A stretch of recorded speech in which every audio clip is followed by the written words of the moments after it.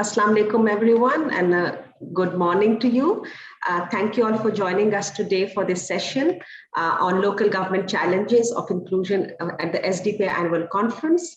This session has been organized in partnership with GIZ Pakistan, and GIZ, through its various interventions at the sub-national levels, is helping local governments improve their capacities, systems, and capabilities for more effectiveness. So thank you all for joining us. We all know that social inclusion at the local level has to operate at multiple levels. It's usually seen as just inclusion for gender and marginalized in the local level budget and expenditure. However, in reality, it is a much broader theme. The inclusion agenda at local government is also about voice, it's about access, and it is also about effectiveness of local institutions which provide services, and also about avenues which build trust in a democratic system.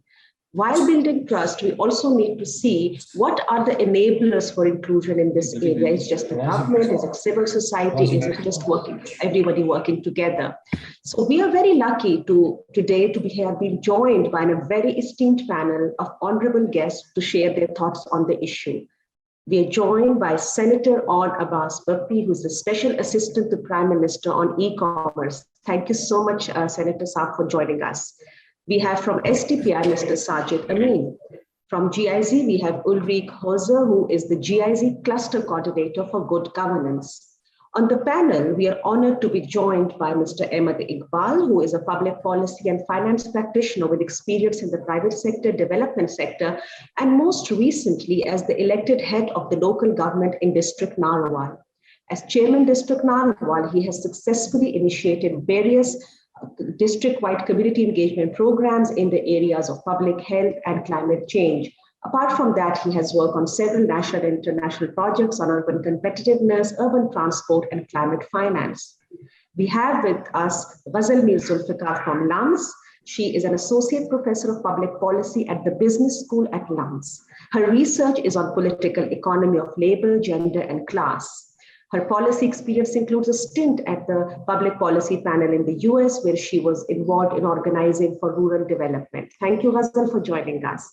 And we also have Ms. Uzma Qureshi as the panelist with us, who is a senior social sector development specialist at the World Bank and has a long resume of work on gender and inclusion. So thank you so much for joining us. I would like to invite Mr. Abbas Bappi, who is the honorable guest for the session today, to please say a few words and also formally open the session. Thank you so much for inviting me on this platform. Probably it's one of the first time I'm ever going to talk on such a platform about the local governments and the social inclusion. I come from a very rural background, from one of the most backward areas of Pakistan, that's called South Punjab, as per Multan. And I've been recently appointed as the SAPM Special Assistant to the Prime Minister for e-commerce. But my background also includes I've been part of the local governments as well previously in the last 10, 20 years as well. I believe in the Pakistan arena, if you look deeply into it, there are three tiers. One, of course, is the national assemblies, then we have provincial assemblies, then come the local governments.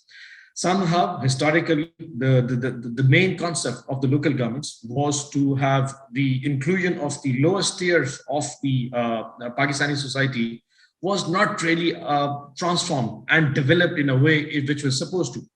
One of the arenas which was the best time we can call in my historical life was the President Musharraf areas, when the local government setup was strong enough that it was really working for the masses down to the real grassroots level.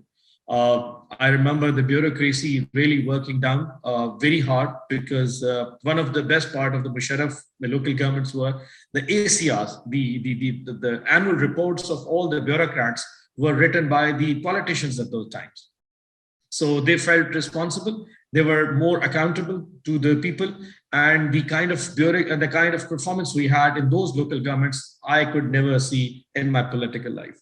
Now, we know social inclusion is something which is not followed through the law or the land. It is more of an attitude and beliefs one can think of. It's basically barriers created by the society for the poor, for the unprivileged ones, not even for the gender, but also for the disabled, against the race, ethnicity, even occupation, even the most areas where, or even probably their locations, those people get that social exclusion enters in Pakistan. And once we deeply study the Pakistani local government system, you can just analyze that the most of the people who get elected in that system are the best of the, those best that gets from those areas to the top. So anyone who is not the strongest of all, or even the richest or the best of all, cannot really make it into the system. I remember back in 2015, when the local government elections were conducted in my areas, there was not even a single woman that had made to the local assembly in Multan. Multan, it's the hub of it's the South Punjab. There was only one woman from Khanewal in South Punjab and one woman from Dera Ghazi Khan who got elected. So out of 250 people, only one woman made it. No disabled, no ethnicity. The only proportion we had from somewhere from the youth that had reserved seats and less were left. So PTI government had decided to go for the local government elections, which are happening in KP on 19th, and probably they're expected in Punjab in March. And the major concept we have is to get the people from the grassroots level to the top of the assemblies. We're making sure the tickets that have been given to the people are not only who are the strongest one, but also who represents different norms of the society. I'm not sure will it really translate to the cause of Prime Minister Imran Khan's vision to bring the grassroots level people to represent their local neighborhoods and villagehood councils and resolve the issues. But at least the way, the direction that has been set by our government will probably pave a way for a social inclusion in the local governments that can really work out to help out the problems of those people who really needs that solution to them. That's my 2 cents for it, and let's see how it goes further. Thank you so much, Mr. On, and especially about the fact that probably we need to look at inclusion more from the perspective of not just cultural and social barriers, but also look at it from the policy making perspective now, since you said that we are very, very big on local governments and power and inclusion at the grassroots. So thank you so much for your comments, and thank you so much for joining us for this address. Mr. Sajid, Dr. Sajid Amin from SDPI, if you can now please say a few words and open it formally for us. Yeah, thank you. Can you hear me now clear? Yes. Am I audible? Oh, great. Thank you. While I start apologizing for all the technical inconvenience that we have had in last couple of minutes, and it was great pleasure to listen on Abbas Sahab on a broader definition of social inclusion. And to me, the equitable participation in economic, political, and social opportunities is the only sustainable development that a country can have. And I think on all the fundamental is the political participation, how equitable that political participation is, and how conducive environment for political participation is, because it is the policy-making forums, the decision-making forums, which actually can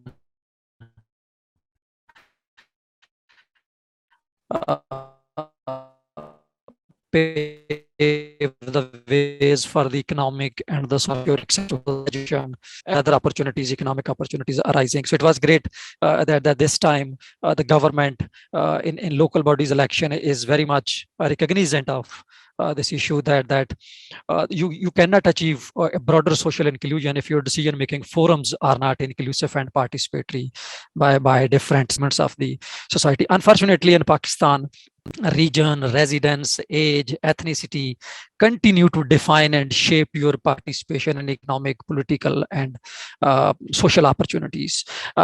We did a research actually, for example, in Pakistan, 50% of your fate in terms of education, in terms of income, in terms of job is defined the moment you are born. If you are born to a poor father, you are 50% high probability to remain poor because your father was poor. If you are born to a dishwasher, at the time of your birth, it is designated 50% probability that you will end up being a dishwasher. This is how inequitable opportunities are. One of the key axiom of this sort of the distribution, unfair, unequitable distribution is the gender actually itself. And particularly, the 51% of Pakistan, but if you see the decision-making forums, there is very low participation. And I have just one question, maybe our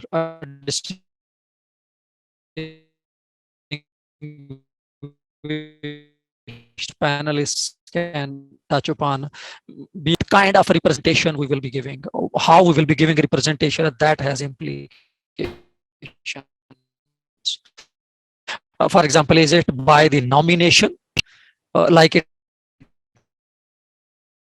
has done in Pakistan, that you nominate some providing and nominate participants in LUMS. The environment motivates them. They are as free, as active in participating in local government elections as are the male members, because these two have a very different implications in terms of promoting social inclusion. So to me, the local government building blocks, if you see the SDGs agenda, in which all the marginalized, all the vulnerable groups of the society can have an opportunity to participate. Ideally, without nominations, maybe in the short run, we can start by nominations, by the seats. But in the long run, the medium, we have to provide that opportunity where they do not need any nominations, where they can come forward, they can compete in as anybody else can do. And this is not only to the gender, to the farmer community, to other marginalized and poor, those who are living in the rural areas, in the backward areas. But I think gender remains a cross-cutting theme across all these. You go by the farmers, you go by the rural, or you go by the urban, gender will be critical. So I think this is will be critical, how representative local bodies themselves are. And I look forward to hear our distinguished panelists. I thank you once again for all the panelists and Abbas Saab who have joined us. Thank you.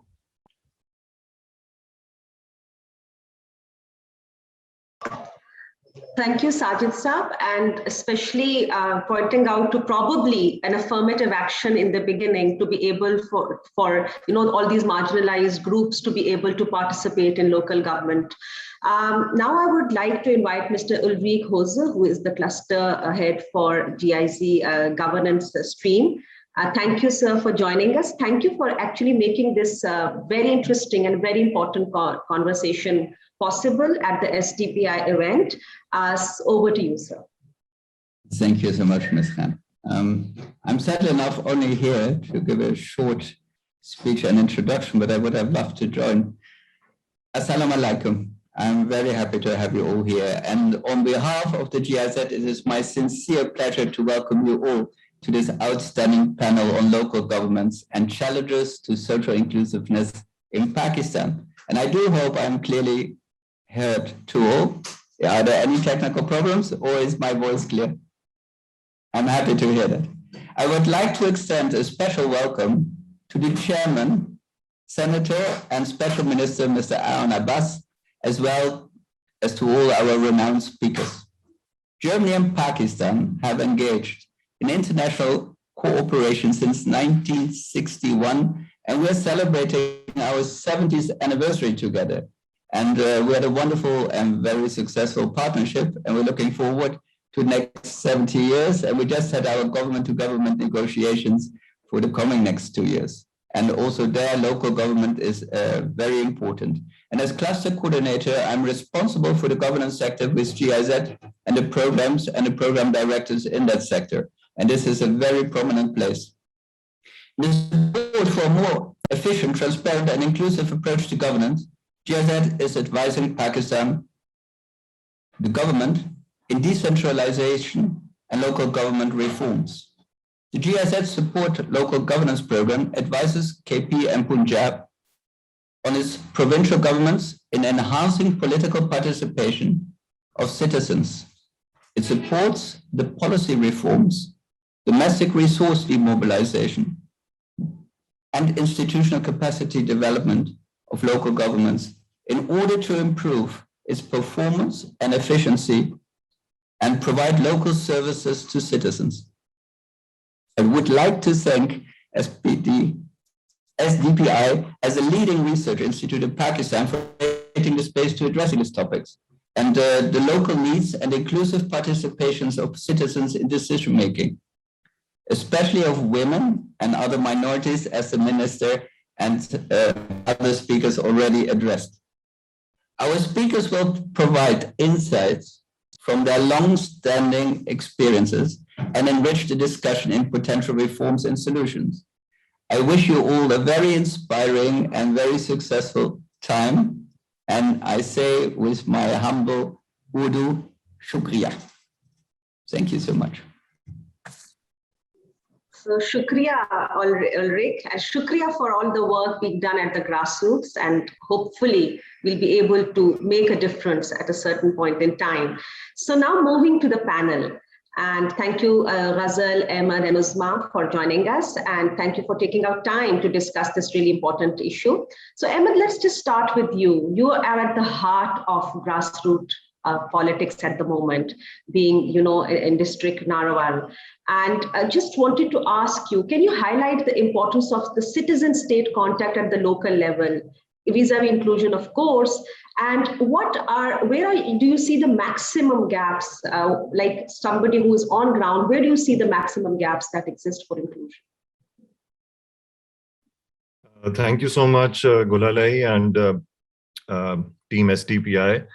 Firstly, I'd like to acknowledge the fact that the conference, I was going through the theme, and out of, I think, 12 odd panels, 6 were either related to local government or had a local theme. So this is a very important area where we need to start thinking about reform in governance. So one must acknowledge that. Before I address your question, Gulalai, I'd like to set a bit of context. The term marginalized has been used repeatedly in this session so far, and I just wanted to set that context. The district that I represent, and as Senator Saab also mentioned, is a rural district in central Punjab, and I would like to argue that for those of us who are listening to this in Islamabad, I would consider the 1.7 million people living in Narowal, all of them to be the marginalized sort of segment of our population. So let's begin with that. And as far as the theme of this panel, the role of local governments, unfortunately, local governments also remain the marginalized tier of federation in Pakistan. And so the panel that was held yesterday on building a robust local government system and then following up this conversation on social inclusion, I think that is the order that we need to follow. We need to first sort of start thinking about a meaningful local government system that can address the needs of citizens, that is sort of aligned as a service delivery tier of government, instead of the usual pattern that we see in the way state is structured as an enforcer, as a predator. And I think that's where the what I would like to argue, that is the biggest problem that we witness when it comes to the relationship between the state and citizen at the local level. I think till the 18th Amendment was passed, and that was for 60 years of Pakistan's history, Pakistan went through several iterations of highly centralized governance structures. There were intermittent periods where local governments were sort of introduced and then retracted. But during the first 60 years, the presence of the state in, let's say, the villages of Punjab was to the extent of policing, to the extent of enforcement of your land revenue or tax sort of machine, the patwaris and the tehsildars and the SHOs and thana and kachari. That was the that would dominate the contact of the state with the citizen. It took the 18th Amendment for some resources to trickle down, and we've started seeing in the last decade or so investment in health and hospitals and roads. But the role of local government still remains insignificant, I would like to argue. You could call it a local development agency that carries out basic and very basic development work, such as building streets or drains or putting up water filtration plants, but it does not have the role of an enabler of an institution that creates opportunities for the most vulnerable of population in a setting where I considered all of these people to be the marginalized segment, the deprived segment of our population. Now, there is one section from the local government law of Punjab under which we were elected, and this section only exists to define the functions of rural local governments in Punjab. And I think it is very meaningful. It just captures the kind of mindset that exists when we design these systems.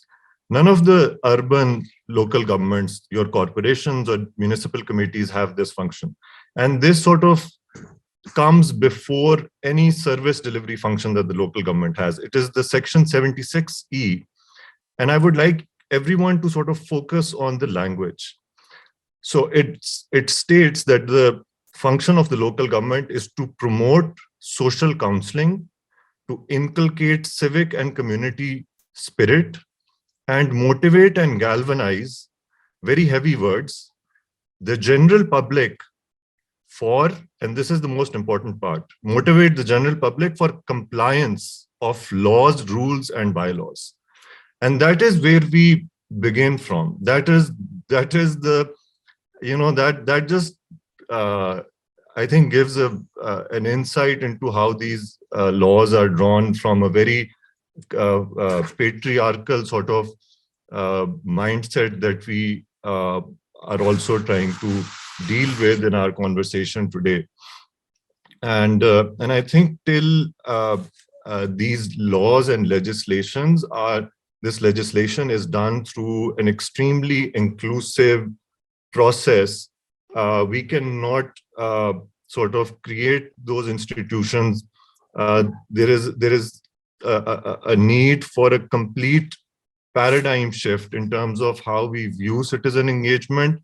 Currently, the citizens have to find their way to sort of navigate through this extremely complicated institutional setup at the local level, where there are, for essentially local functions, you have the federal government that is running utilities, you have the provincial government that is running everything from sports to social welfare to population to veterinary hospitals to basic health units and dispensaries and schools.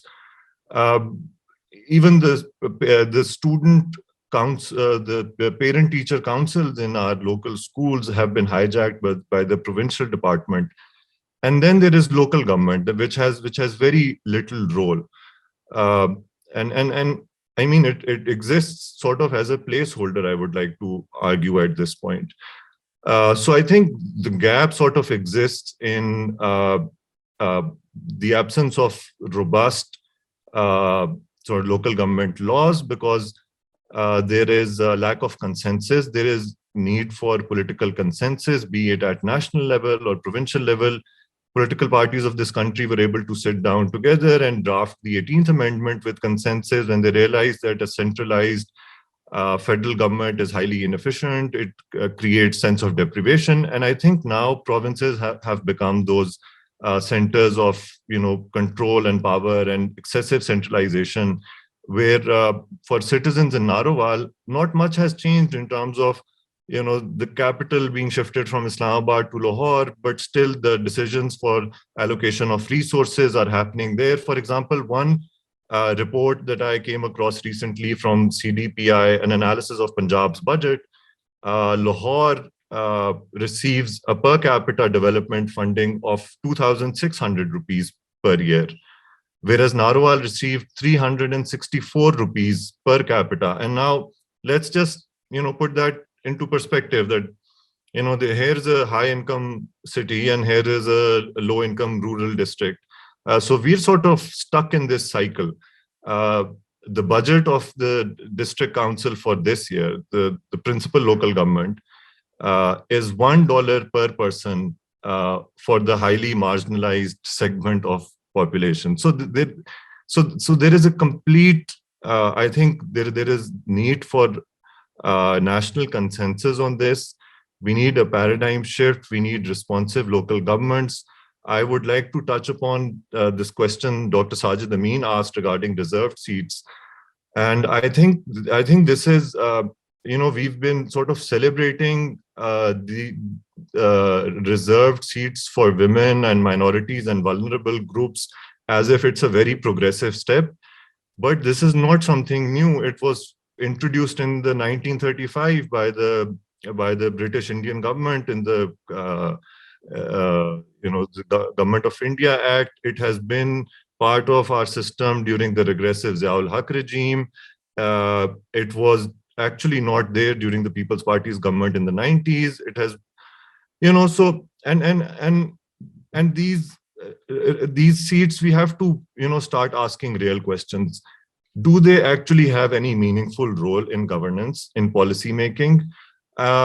Unfortunately, a lot of research and our own experience validates that most of these are nomination-based proxy candidates for male members who could not, contest through direct elections, or who were handed these as a result of a compromise.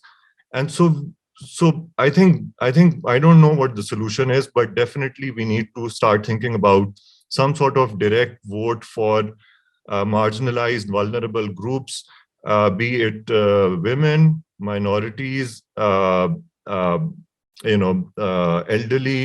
disabled. At the local level, I think all of these segments deserve some sort of representation, and even your trade organizations, your Anjuman-e-Shahriyan and your Anjuman-e-Tajran, these are real stakeholders because they represent informal sectors where most of the poor people are associated with in terms of their livelihoods.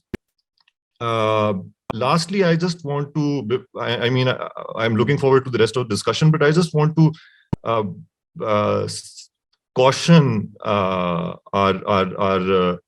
donors and our provincial government, because there is this tendency of looking at local governments with one-size-fit-all solutions, and it defies the very spirit of democracy. For instance, the minority seats in union councils are a fixed number, 1 or 2 seats per union council, whereas there are some union councils in my area where the Christian voters decide who becomes the chairman, but they still end up getting that one single reserved seat. And there are union councils in my area which have no minority population, and they've been empty for the last 5 years. So, we need to start thinking local for true sort of representation as well. And I look forward to sort of hearing the rest of the panelists. Thank you, Ahmed. That was quite a detailed and a comprehensive overview of how you feel about the local government system here, especially when you're working at the grassroots. And also, thank you for pointing out that probably when we're talking about challenges of social inclusion and the marginalization when it comes to local government, probably in the governance reform agenda or any governance agenda, even the local government itself is a marginalized agenda. So yes, that's interesting to know, and also something that I'll pick up with now Uzma, Ahmed talked about this, the lack of, importance that you give to just local government as a whole. But from you, I would like to ask that even when we see our data, and like especially when you work in social development, we look on numbers of access at MIX and PSLM and all that data. But what's the quality and equity of these indicators? And just like I asked Ahmed about the gaps at the local level on ground, what are the gaps in in Pakistan about data in general, about women and inclusion, of course, of minority groups and also people with disabilities at the local government level? Thank you, Gulalai. Can you hear me? Great. You are right about these surveys, like, Pakistan Standard Living Measurement, a survey that happens. And I think we have, 2020 version also available, mix and also HIS surveys. They are all critical, excuse me. They're all critical for understanding, the extent of multidimensional poverty, sex disaggregated development indicators, which are, of course, also important to, see what we have been, what the progress has been on sustainable development goals. But they definitely fall short on assessing the quality of services or the lack of data that you talked about. So, which I believe there is a gap there. And this gap can, so Ahmed also talked about citizen engagement. So I think surveys like, citizen engagement or community perception surveys or social audits or something like, a very local sort of thing like, Khuli Kacheri type model, where citizens, they assess the quality of governance and services that are provided to them. So in Pakistan, I mean, when we look at, social inclusion indicators, and then we also look at the disaggregated data that's available at the local level by sex, by disability, and we also talked about minority, and other inclusion metrics. So some information is definitely available, but of course, not much on the quality of service provision. At least I don't think there is any recent information that's available. Maybe in the audience, if we have someone from UNDP or from some other international agency, if they have collected some information, I'm not aware of that. So, but you also talked about, the inclusion, the overall data. So yes, Ahmed also talked about it. So the legislative frameworks that are available at the provincial level for local governance, they all have quotas for women. And for example, in Punjab, I think the Punjab Local Government Act 2019, it talks about reserved seats for women, which is around, I think, 16 to 17%. Then we have KP Local Government Act also. So it also has, different number of seats allocated for different, district councils. Balochistan local government does talk about 33% representation. How much of it is translated into, women councillors taking up those seats? That varies significantly. Since local government also talks about 33% representation of women. So, and then of course, like I talked about that, some of these local councillors, they do get, elected also. But quality of their participation and community schemes, the performance, that has been measured only through a few studies or that have been conducted. And I talked about UNDP. So they used to do a social audit of local governance till, I think, 2013. Maybe they're still doing it. So they, in their last audit, they covered, 12,000 households in all 4 provinces. And they also included, both women and men respondents. And then there are some smaller studies also available on different, local governance structures. For example, I'll just give an example of a study that was done in KP, in Karak district in 2019. So that found that, it was a qualitative study, and they found that most of the elected women councillors in that area, that they interviewed, they were unaware of their responsibilities. And men of their families, in fact, they performed their public duties. And majority of these women district councillors, they were, 50 plus in age, and they were also not educated. They were illiterate. And they also talked about, local customs dictating that, entry of a young woman into politics in a public sphere is considered dishonorable. And majority of the respondents in that survey, they also mentioned that women councillors, they were not consulted in political discussions and decision making in the local councils. And one of the women councillors actually said that, there is a corner in a district assembly hall where they are, all these women, they are there. And while men of their family, they discuss issues with men councillors on their behalf. So, and main reasons, again, these women councillors, they cited about like, parda, lack of education, and no previous political experience. So they also mentioned that women councillors, they can't effectively participate in political process because it was not possible for them to interact with their male counterparts because of the cultural barriers. But at the same time, they also said that, their presence in the local councils, and at least in numbers, it is a significant step in the right direction. And it does bring a ray of hope for women, poor women in Khyber Pakhtunkhwa society. So I think studies like that, I'm not going to generalize, but since they are very few and far between, so we need certain such surveys, such studies to be more in the public sphere, so that we could see how much participation is being done from women, from minority groups, from people with disability, because quotas are there, but are they effectively being implemented?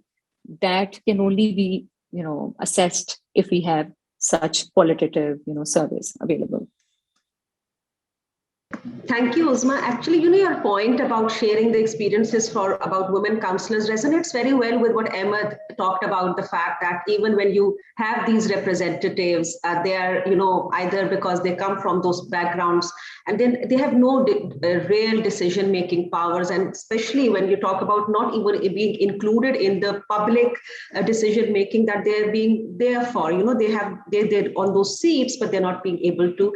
So Ghazal, I had a different question planned for you, but since the conversation is happening in a way where, we talked about women in leadership roles and also at these representative levels, you've done a lot of work with women councillors and you've done some research also on this. So would you like to share what has been your experience with women councillors at the local government level? And were the challenges the same as what Uzma talked about, or were they different for you? Because she talks about KP, your work was in Punjab, so would love to hear from you about that.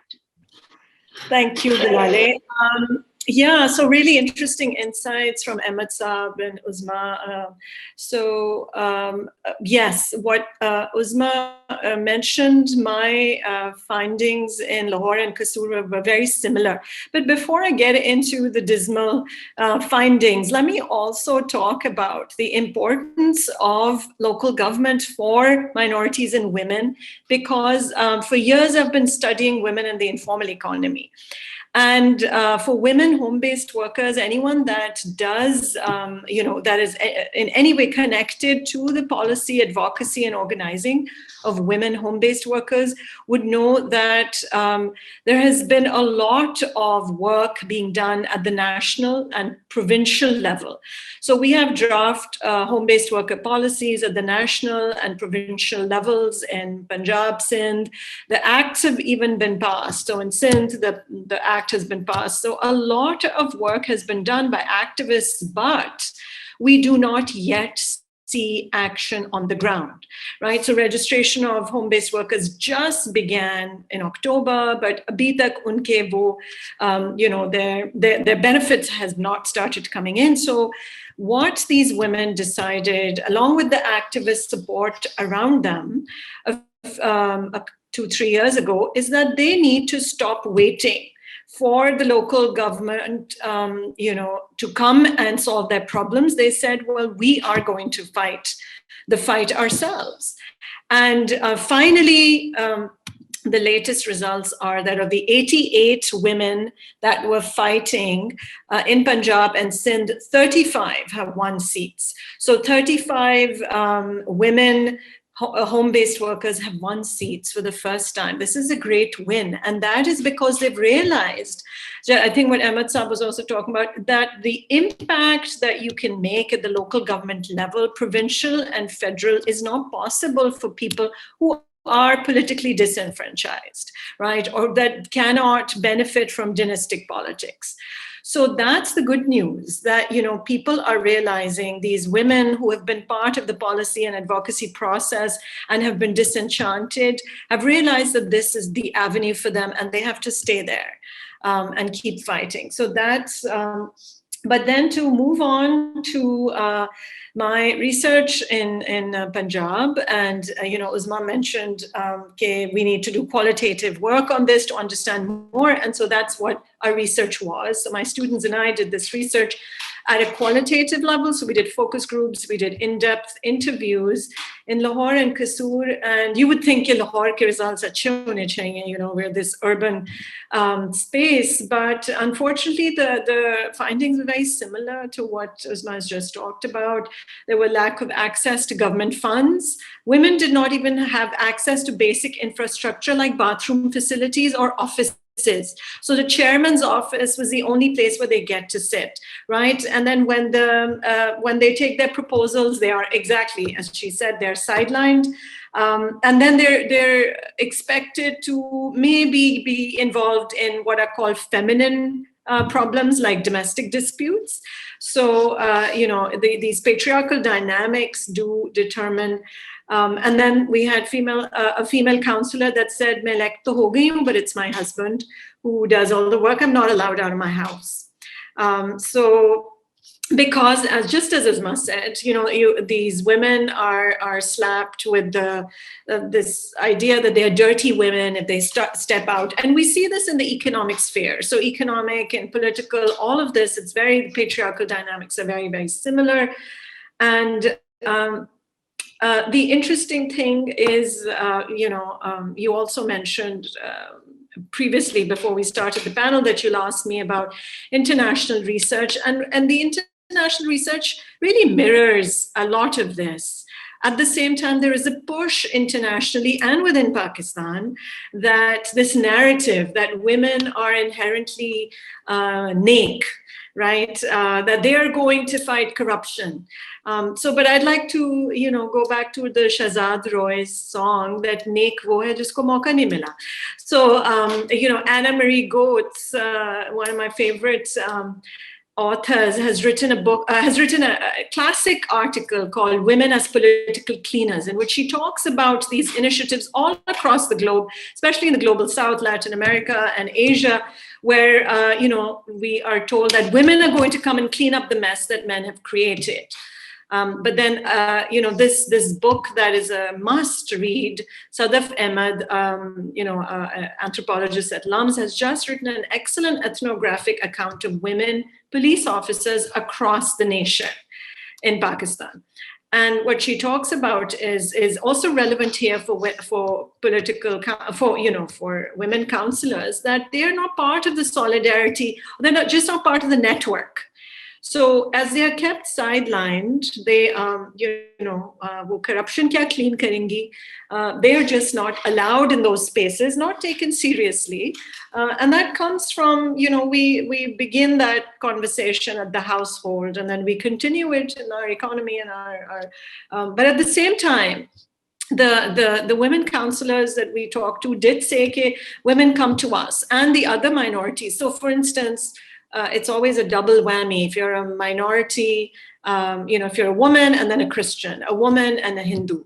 So those intersecting inequalities, if you have representatives at the local government level, in districts, just as Ahmed Saab said, in districts where they are there, where we have those populations, then there is that door that opens, where you can go and get your very particular specific issues, you know, someone to listen to them.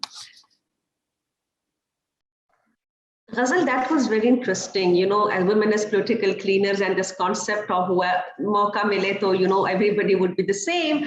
But right now, probably the mauka is what we're looking for. And let's hope that when those marginalized and all those who are not represented in the local government level are able to make a real difference and our struggle is not in vain. However, there's this, there's also this difference between how different local governments in Pakistan operate. So Ahmed, I just wanted to ask you this question because right now, politically charged environment here in Punjab, especially when it comes to the local government elections and everything. So do you feel that because of that, we are talking about the lack of women leadership, and you've really talked about this marginalization that local government as a whole feels in the whole governance reform sector. Do you think that it's because of these really patriarchal attitudes that happen and also those social cultural barriers that there might be a will, but it is about the attitudes and the barriers that stop people from, from these local governments to be inclusive? So while we have Ghazal and even Uzma giving us some insight into probably, people do get there, but then they're not able to perform, or they're not the way they should be representing their community that they're being elected for.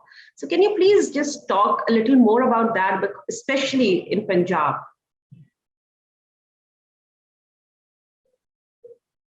Yes, thank you, Gulalai. I just want to pick off from where Ghazal mentioned the results, the similarity in results between Lahore and Hueser. And I think, when I said that a cautionary note for donors and for provincial government not to standardize solutions, there is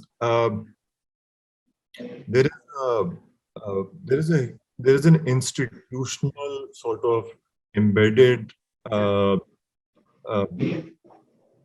discriminatory. There are clauses that are discriminatory in nature in the local government law. For instance, cities get a long list of functions which include some basic things like solid waste management and sanitation and all of that. And the rural population is condemned to inculcating a sense of civic and community spirit because we feel like they are lesser citizens. I mean, the reason I read that law is like, why was there a need to specifically instruct the local governments to inculcate a sense of community in villages? Why is that not there for cities? Cities get a large share of your funding. Rural areas are deprived. And then there are these notions attached about rural areas as if they are more regressive, sitting here in Lahore and Islamabad. But I would like to argue that they're not. They are distinct, separate entities anywhere in the world.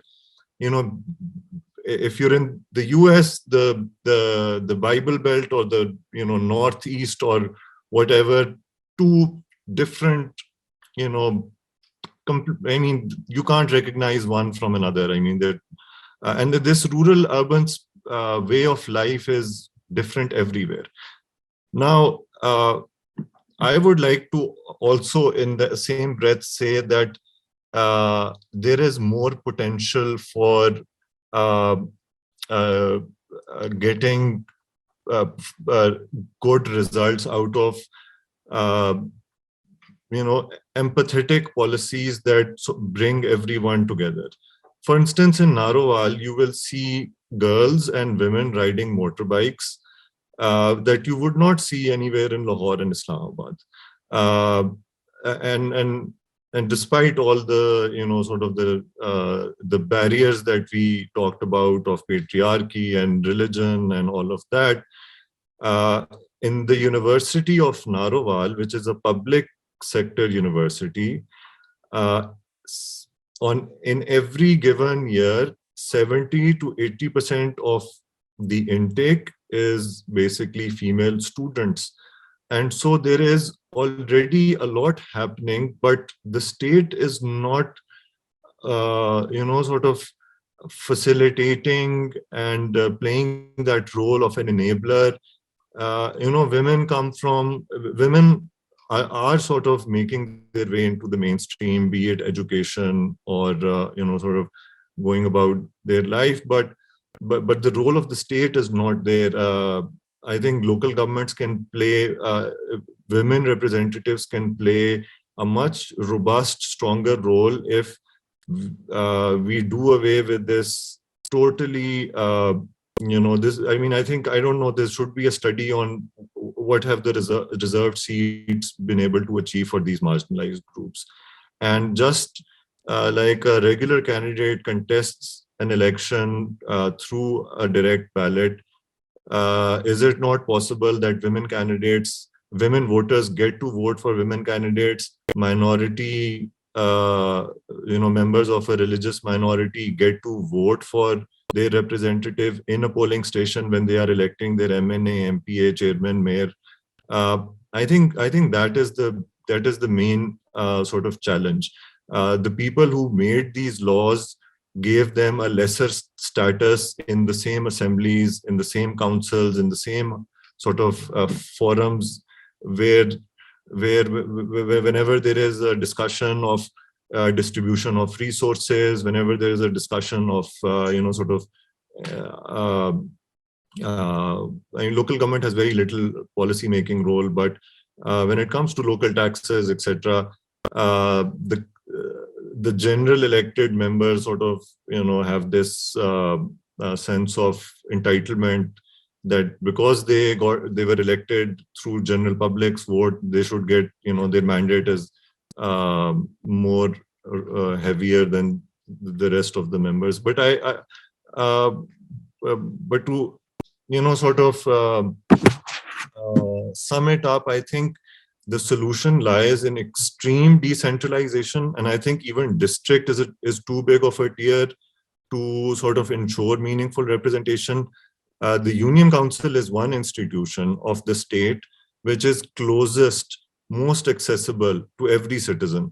It is, it is that sort of office or of the state, or that part of this, tier of the state where a citizen from obtaining the birth certificate to the death certificate and everything in between, that is the one office that people go to. In terms of mainstreaming, empowering vulnerable citizens, I think Union Council should be rethought, the role of Union Councils. Why is it that Nadra has separate offices in the district headquarters? A Passport has a separate office in some other neighborhood of the district. You have a monster of an organization called the Pakistan Postal Service. There are computers in every Union Council office. Why is it that a woman has to wait for a man to be able to, or for a male member of the family to be able to drive them or take them on a bus to the district center so that they can get their picture taken and get their CNIC or their passport, or to visit the hospital? I think the role of the Union Council should be rethought, and the closest these institutions are to the people, I think they'll become more responsive to these segments. One thing which I have observed in the way the development portfolio is distributed is that the poorest, and I think when we talk about vulnerable, marginalized segments, let's not ignore the poorest of the poor. I think they're the ones who face the brunt of it. They are totally invisible. And the poorest neighborhoods of villages are the last neighborhoods that get a paved street, that get drainage or whatnot. And lastly, I just want to mention another important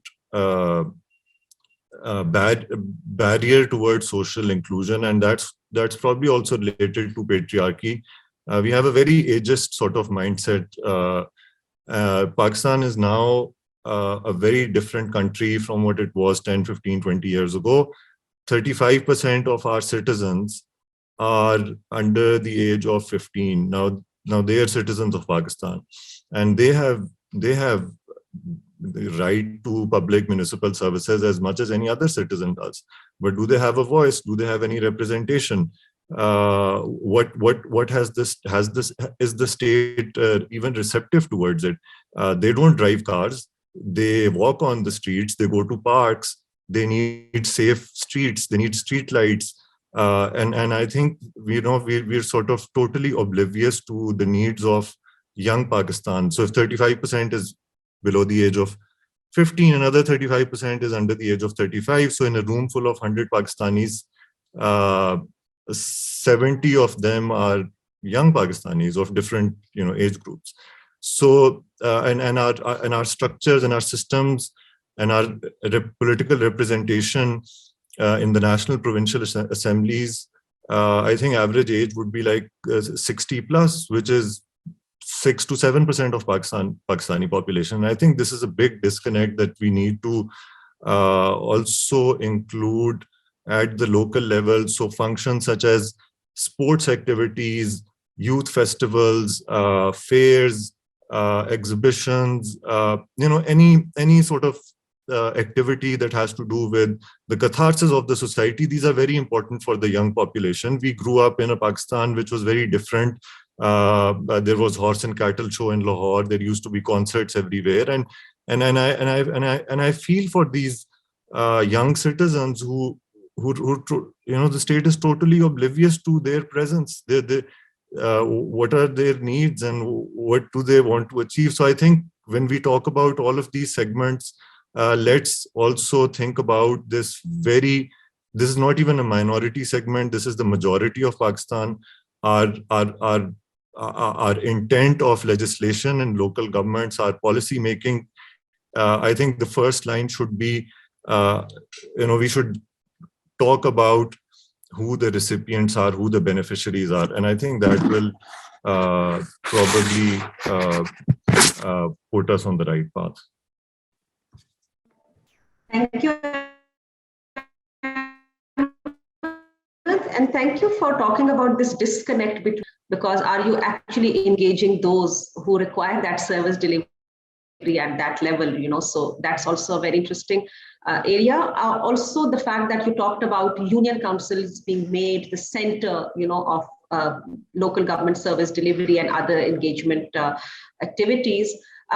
From here, I just want to talk to Uzma about, because a lot of development partners, as you know, work on local government reforms. So as Ahmed said, or even Ghazal talked about the representation of women, what are the areas that development partners work in? And do you think that because of the fluctuating political situation and also otherwise of the social cultural barriers that we have all really talked about, including Ahmed talking about the ageism, which is like so prevalent, but nobody really wants to talk about it in policy making circles and reform circles in Pakistan. So what are the challenges that development partners face when they come up with, a certain set of work that they want to do with local government?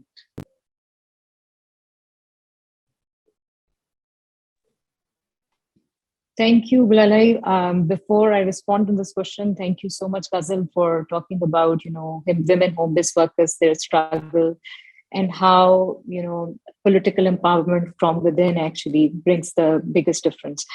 So World Bank is also, through World Bank and through UN Women's Support, we also supported this whole process of home-based workers, policy and legislation.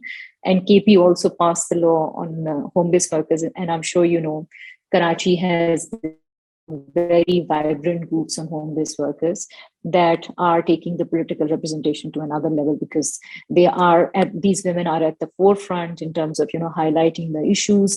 So I think this is very, very relevant to our discussion today also, like, how women are coming at the forefront and discussing their issues openly. So and Ahmed also talked, I think before, again, I wanted to acknowledge another thing was that Ahmed talked about these young women who are riding bikes in Narowal. Very interesting, and I think the analysis and the lack of data and quality information that we are talking about, that's where it applies. We need to have these case studies. We need to understand why the change is happening in a certain locality like Narowal and not happening in Islamabad or Lahore. So what are those enabling factors within Narowal that are encouraging these women to ride bikes? And the same, of course, will apply to women counselors also, not just recording their challenges, but also recording, what's working at what level and how we can replicate it on, various levels. So the development partners, I did talk about, UNDP and other, FCDU also has local government programs.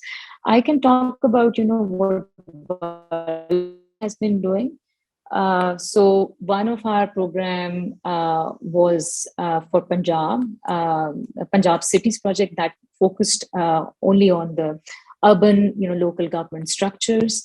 And then we have another project which is currently ongoing. That's in Karachi, and it's about improving living conditions, but focusing on the local government structures. We have a pipeline operation which is coming very soon for KP, the rural investment support project. But the challenges that Gulalai you are asking, they are very similar in in all these different localities. In terms of I will talk about women. So in Punjab, Ghazal has already talked about it. In the Karachi project also, we found that there were no systematic consultations that were happening with women or any vulnerable groups, and women's voices were very limited in terms of the principles, and in terms of infrastructure. If women and vulnerable groups' voices are not being recorded, then this will result into services that are not addressing their concerns. So, project that we are currently working with different local councils in Karachi. They the objective was to vulnerable groups, but overall of the local governments, and on the institutional strengthening. So and one of the things that was part of the project was performance measures for grants that were supposed to be given the local councils that are working on several areas like investment planning, but of course incorporating the needs of women and other groups, and also instituting grievance system for citizens and local businesses, especially for women-owned businesses. So the project was also supposed to ensure that citizens, they will be involved in the prioritization of capital investment planning by local councils. But as you know, Karachi, the local elections haven't happened yet. So this part where women councillors were supposed to be part of, and they were supposed to, give ideas in terms of these, performance plans. So that component has not been done yet. And the idea still is, under that project, and Ahmed, I think in the beginning, he did talk about women not being able to share their ideas in the meetings and whatnot. So one thing which looks very simple, but this has worked in several countries, and in Pakistan also, extensive capacity building has happened. So one of the things that this project is supposed to do is to train the women counselors on leadership on how to engage with citizens, on investment planning, and also on gender-based violence. So Ghazal talked about, women's involvement in domestic disputes. I think it's, I don't know, but for gender-based violence also, I think it's very important that, counselors, as they are sensitized on issues like gender-based violence, because generally when, issues as sensitive as gender-based violence, counselors, they don't understand, they don't know what to do in issues like these. So definitely the capacity development. And then, of course, one of the things that local counselors were supposed to do work to, incentivize grievance redress, mechanisms with separate facilities for women on municipal services. So, and then the KP project also, had to ensure that has to, it's being developed. It has to ensure that women's voices and ideas, they are proactively included in local structures and through community-driven development approach, where the community takes a proactive role in developing schemes, in implementing those schemes, whether they are infrastructure schemes or other schemes, while taking charge and also ensuring that they are taking along the vulnerable groups with them.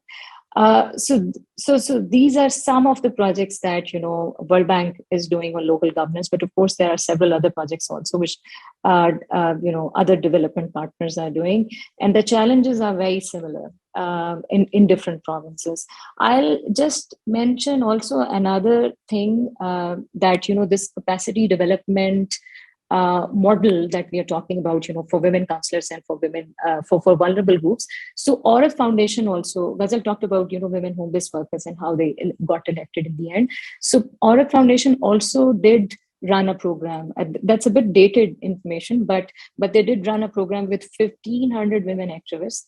And the result was that, extensively trained in leadership and in other things, and 100 of them, they got elected in their local councils. So that was probably around 2008 between 2008 and 2013. So models like these, where civil society organizations plus, state or plus government, if they play an active role in strengthening, women's capacities at the grassroots level, I think we can address those barriers that all of us are continuously talking about women counselors having lower capacities at the local level. So I'll stop here. I mean, if you, yeah. Yeah. So especially the fact that, sometimes everybody's saying that probably these capacity building initiatives are just there for, decorative purposes. But even in my personal experience, I've seen that if you train them, if you capacitate not just women but also men around them, it does make a difference.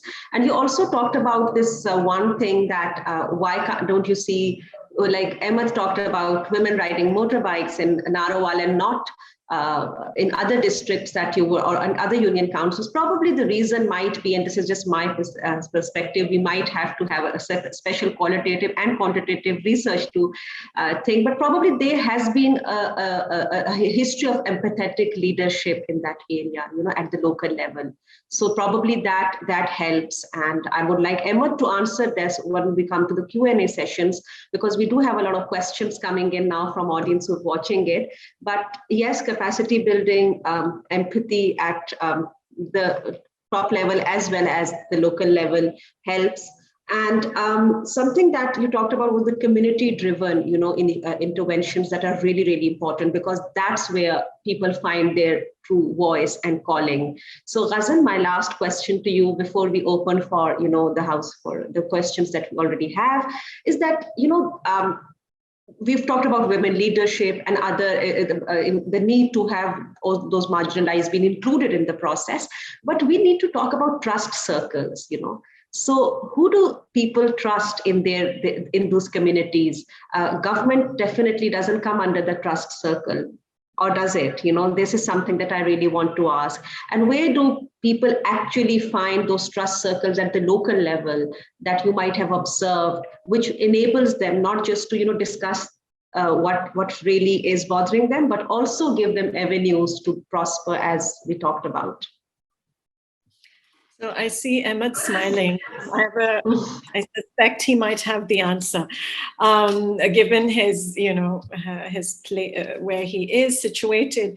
So I can just talk as a researcher who likes to hang around in her field and observe, even when the audio has been turned off. And I feel that there are informal leaders in every space. Who get to be the ones that people go to for advice. So whoever may be, and that may have nothing to do with formal leadership, right? And this is what we notice, that unless those men and women are brought into those formal circles, the effectiveness is lost, or it actually never even begins, right? I also like to say that it's great to have development agencies come in and do capacity training, but we need to see what is being done indigenously. So, Uzma talked about Karachi. Karachi is my hometown, so I love doing research there. And what I've noticed, for instance, the Home-Based Workers Federation is a labor federation, very Marxist, fierce women, extremely fierce women. When you go and sit with them in New Karachi, Liaqatabad, wherever, or in Hyderabad, the Bengal Workers Union, that was the first home-based workers union in the country, in Hyderabad, that was registered. But it's coming out of the political education that they do in their study circles. So these women will sit down and talk about gender. So I remember sitting in a New Karachi little shack and asking, there were 20 women, we were doing a focus group, and there was one woman who did not speak. So I thought, let me just test. And I asked her, what do you understand by gender? And her explanation was incredible. So my students in LUMS could not beat her. The metaphors she used, the analogy she used, and you could tell, how effective those political circles are. And then when you see them and join their protests, and then see how they've been effectively, they talked about how they've been able to beat patriarchy because their men are really, they say that they see that jab hum jate hain dharna dene police station, then our problems get solved, our utility connections get fixed, because they've been organized for so long, right? And they did not need, some outside support. They did figure this out. It does help, of course, when our development partners that come in. And of course, Uzma talked about Aurat Foundation. And Uzma, you said that this was a dated intervention, but that dated intervention still is helping newer initiatives. So the district action committees that home-based workers, HomeNet Pakistan started, piggybacked on Aurat Foundation's, that political education. So even if the project's gone, we still benefit from it at the local level. Yeah, so I'll stop there.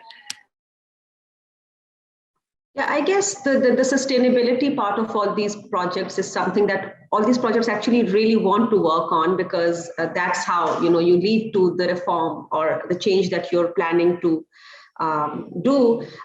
We have questions now. I would ask you for your final comments, but there is a very interesting question, and I'm sorry, Ahmed, I have to put this to you because you are the political representative. So, there's this question that every person talks about engaging more women at the local level.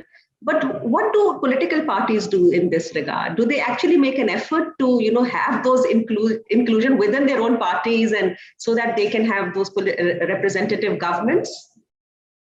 I am a politician, but I'm trying to sort of step out of that role over here, because वो सियासी बयान जो होते हैं, तो वो तो यही होता है कि हाँ जी कर रहे हैं, but actually नहीं कर रहे. The election sort of Political Parties Act and the election law mandates all political parties to nominate 5% of their nominations should be on general seats for general elections. This is MNAs, MPs should be allocated to women.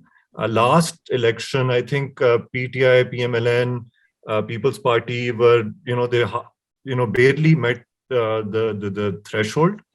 And what we found, my party was equally guilty in this, that, seats that are typically, where, let's say, there were PMLN candidates in Balochistan where we didn't stand a chance. There were People's Party women candidates in PMLN's heartland in Punjab where we didn't have a chance, and so on and so forth. There was just a sort of way to meet the criteria where you could not. And I think there should be, if it's the law of the land, it should be implemented. 11 parties did not even meet that criteria, and they were allowed to contest the elections. Similarly, I think this whole People's Party is probably the only party that doesn't do it.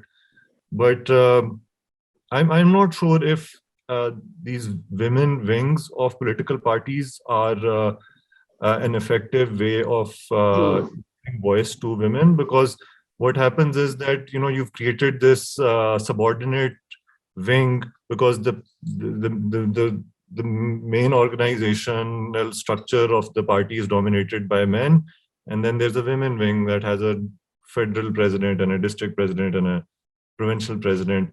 And now PMLN has, obviously Mariam Nawaz is vice president in our parent party, and I hope that this changes and we start, when parties go out on membership campaigns and drives and grassroots mobilization, and then union council level organizations,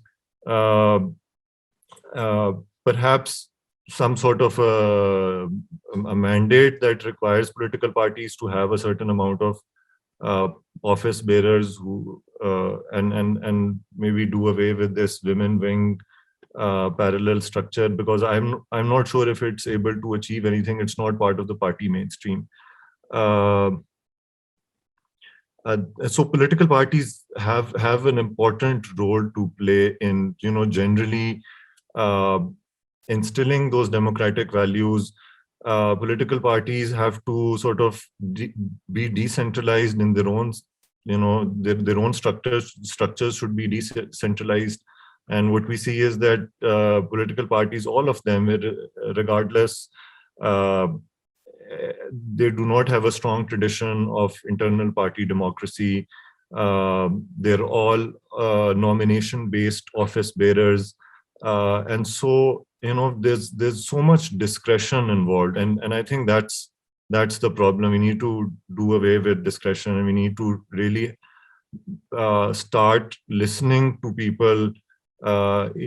Even political parties have to begin this conversation in terms of what sort of political parties do they want to evolve, and what do they aspire, because they all say that we aspire, we support democracy, but and I missed one point quickly. I just want to bring that in, which is technology. I think technology is a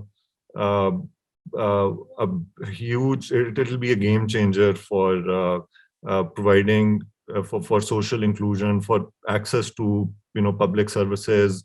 Not only does it provide access, but it also becomes an equalizer. So right now, let's say women and children have no say in municipal services, but just by having an app on the phone, anyone can lodge a complaint, follow up on it, and it doesn't really matter. Everyone's one man, one person, one complaint, and so it becomes a liability on that organization or that service delivery department to sort of redress those. So I think we need to start thinking about technology, because technology will also mitigate some of these influences, cultural, social, patriarchal. I mean, fine offices are not friendly towards women, children, even I would like to say minorities, and the extremely vulnerable, poor. The mostly doors of these government offices do not open for them. They have to wait for days and days and unfortunately, if democracy is our ideal, we are not, sort of going closer to it. We're actually falling way behind. Access to government offices is now dependent upon your social links and connections, and who takes you there and who's accompanying you. And this is a very worrying sign for all of us. Yes, Ahmed, thank you for being honest, number one, for the fact about these political parties and how they need to change, because there has been this conversation for a very long time that rather than these women wings, instead of representing them, actually probably putting women away from the political mainstream, and they're in silos, working in silos. So that's probably one thing that really is important that has come out from your conversation. The other thing that you've talked about is technology, and yes, technology is an enabler, especially with access to services, especially to finding that voice that and those building those trust circles around those. Technology is a big enabler, but we also see that the inclusion angle is not just gender, or it is also regional. So we do see a digital divide which is prevalent. Then there is a very, very real gender digital divide in Pakistan. So yes, we have to look at it as a holistic thing, that probably, hopefully, all our social inequalities, the offline, do not translate themselves online as well, because that happens, and that studies have shown that.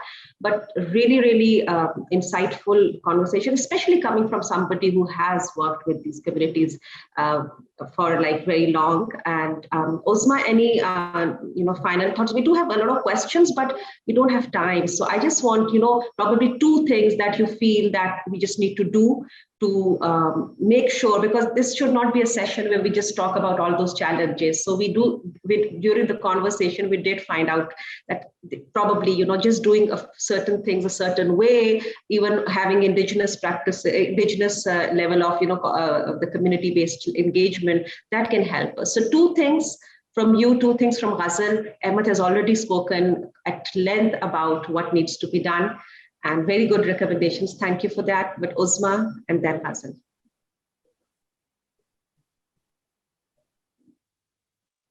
Thank you, Gulalai. I think I've already talked about, capacity enhancement.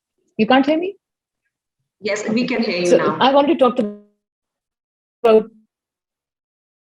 Okay, I've already talked about capacity enhancement of local councillors. I mean, that's critical, that's essential. Without that, their representation will remain token. So other things, definitely, I mean, which we have been exploring in the session also, the lack of data on quality, on the services that are being provided at the local district level. What is their quality? So that is completely missing. So definitely we need social audits. We have done it here in Pakistan also, but I think the best examples we can find from the region are from India, where they had this consistent state-led exercise of social audits for NREGA, which is their National Rural Employment Guarantee Program, which also had a very specific quota for women, and it led to women's empowerment, also economic empowerment in some cases. So that so those case studies, or those voices, they were captured through the state-led social audits. So we have examples, where civil societies have led social audits, and governments also have led social audits. So I think something like that, we need a regular citizen engagement, community satisfaction, community user satisfaction survey that has to happen to understand what's been happening. And I think another thing would be, I think Ghazal talked about it, maybe she would want to highlight that again, the network of women councillors. I mean, if there are opportunities where they can come together, talk about their experiences. So that sense of isolation, that they feel,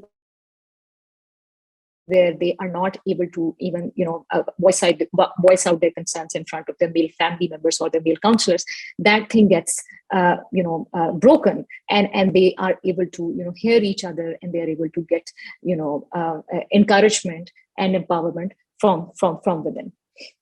Sorry, before you go, I just wanted to highlight also things as basic as provision of toilets, provision of daycare facilities. That's also something which our projects identified as the basic, and I think Ahmed or Ghazal talked about it. These are some of the basic, bare minimum necessities that are supposed to be there if we want women councillors to play their role in an optimum way. Thank you. Thank you, Ghazal. The final thoughts from you. Yeah, so I'll very quickly say, I think everything that had to be said has been said. But one broader thing that I'd like to say is narrative. Who gets to define the narrative? And Emma talked about this. So the liberal urban elite have a very sanitized view of themselves, and a very, the other is the rural people who the voiceless poor, right? So, and he busted those myths for us. So I think it's very important to talk about discourse. I mean, when Ahmed was talking, I just wanted to, say, please come and talk to my elite students in LUMS and tell them these realities, because we don't understand these realities. I mean, women on bikes in Narowal, and women in the universities at Narowal, is the kind of discourse we need. We do not have this, the helpless, disposable woman is far from the truth. And they, and that's what we need to do, open up these spaces, for instance, this space, and make it truly more democratic. So that's all I would like to say. Thank you. Everything that has been said already. Thank you, Ghazal. Thank you for this thing about this, let me sum it up. So we had a really, really good discussion, and I'm really happy because this was not the typical, politically correct discussion. We actually looked at the root cause of these problems. So we realized that, number one, the first thing that needs to be done is please put local government at the top of the governance agenda. It can't be, just a marginalized thing. Oh, we'll look after this later after we win the National Assembly and the Provincial Assembly seats. No, it has to be at the heart of governance. Number two, inclusion. We see that it's happening, but there is a lot that needs to be done. We have seen some successes when it comes to capacity building. We have seen some indigenous, community-driven engagements and initiatives really, really help. We have seen empathetic leadership work for local governments as well. We have seen a lot of development partners having very sustainable projects that, and the sustainability, the aspect which has worked for local government. But there's so much that still needs to be done. You talked about narrative. Do we need the sanitized narrative of those who can speak English only, or are we looking at truly indigenous conversations, truly local conversations at the local level? So yes, we begin from here, but then we have to go down and talk to everybody. It was an amazing, session. Really thankful for everybody to have joined and shared their thoughts. Thank you, Ahmed, for being so candid. Thank you, Ghazal, for bringing that academic perspective, which we see sometimes missing. And Uzma, thank you again, as always, for this really, really important thing about, please, we need more data, we need social audits, we need more interventions to be able to have inclusive local government systems in Pakistan. I would love to have you on in another session. Let's have something to follow up on what we've done after this conversation is over. Thank you so much.